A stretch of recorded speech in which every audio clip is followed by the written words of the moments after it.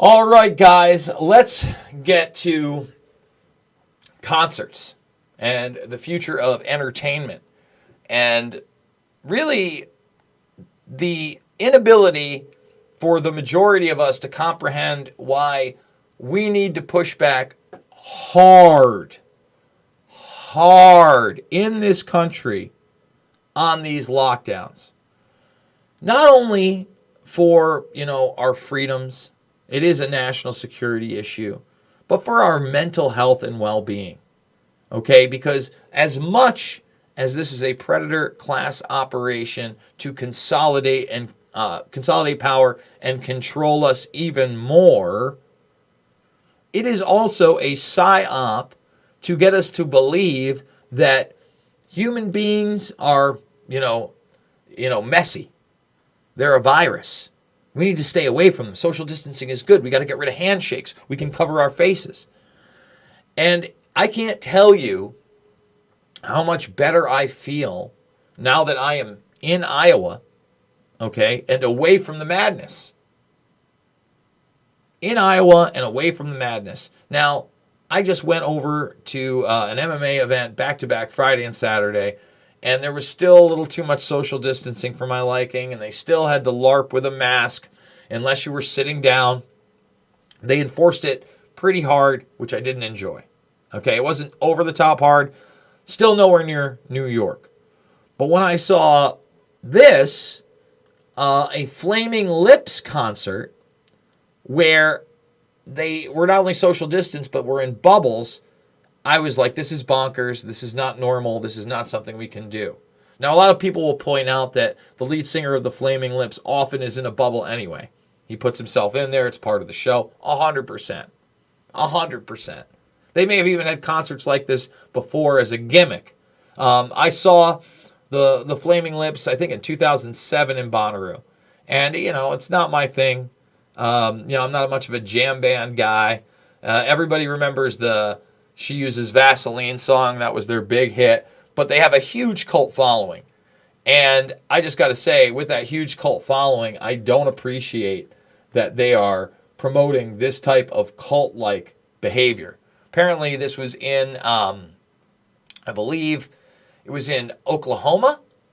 We're going to play some of it in a moment. But first, I want to play this news piece on it.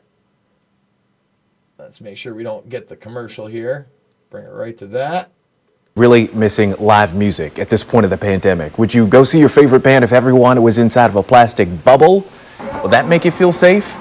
Well, it happened in Oklahoma City. The band Flaming Lips just held a socially distanced bubble concert. Everyone, including the performers and each individual audience member, they were all encased in these giant inflatable bubbles. Remember the Bubble Boy movie? Whether the concept will catch on is still up in the air. None of it's funny. None of it's cute. It's even more disturbing that some of the bubble people are actually wearing masks within the bubble. Okay? They're wearing masks within the bubble, within your isolation bubble. Give me a break. And again, we don't want to get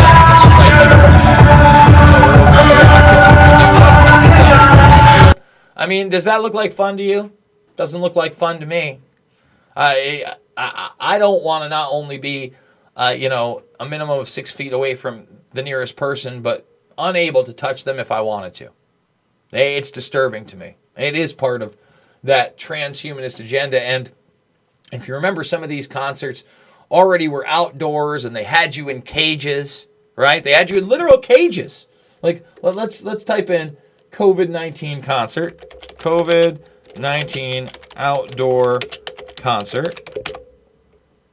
And when you look at these images, they look like people that are literally, being herded into sheep-like containment areas. It's not cute to me. It's not cute at all. Meanwhile, while people are doing this, Cuomo is condemning Cuomo. I don't want to type in Cuomo. Let's go into Long Island concert, right? I think it was the Chainsmokers. Now, if you go to the Chainsmokers concert, and this was outdoor, they would have tried to say that this was a super spreader event, except for it wasn't. Just like they'll never talk about whatchamacallit, the protests spreading any of the viruses, because they're pro-protest, right? None of it's based in science, but we can't talk about the protests. We can't talk about these concerts that happened with thousands of people and there were no outbreaks, right? Let's look at another one, Sturgis. Okay, Sturgis, and we'll do, who was it? It was somebody once told me the world was gonna Smash Mouth. Okay? Here's Sturgis. Remember when they tried to demonize that? Remember when they tried to say that was a super spreader event? Remember when they tried to say that, this caused a bunch of people to die? Well, that wasn't real. Now, I want to show you that tweet quick as we do it live. Jason Whitlock, who, I'm not a huge fan of by any means, wrote this, and he's 100% right. Okay? Just read the Washington Post Sturgis COVID story. A lot of words. A handful of anecdotes. Reportedly 500,000 people descended on Sturgis for 10 days. We played some of the live footage there. I kept waiting to read a stat specifically connected to the city of Sturgis.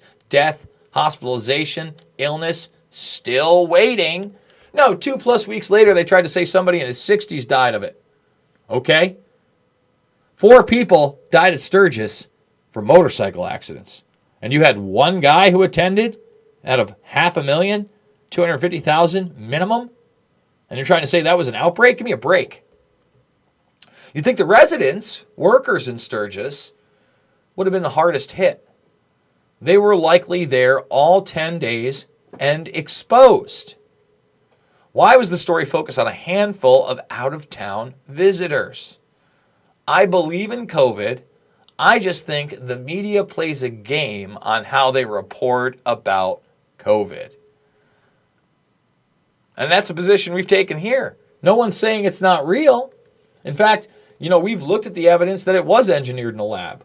We've looked at the evidence that it does have an HIV insert. We've looked at the evidence that it wasn't just in China and that it was in the United States long before.